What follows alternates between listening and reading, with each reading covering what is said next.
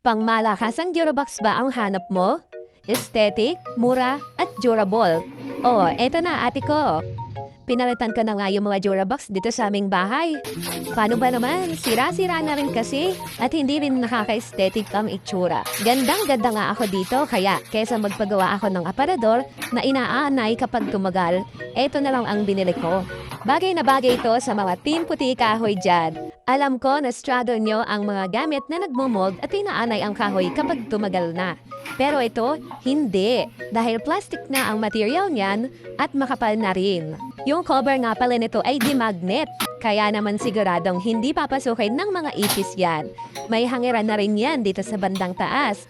At ito pa, may gulong na rin yan sa ilalim kaya hindi ka na mahihirapan kapag inilipat mo ng pwesto. Nako, kung ako sa'yo, bumili ka na rin neto. Mura na, maganda pa at elegante rin tignan kaya check out na!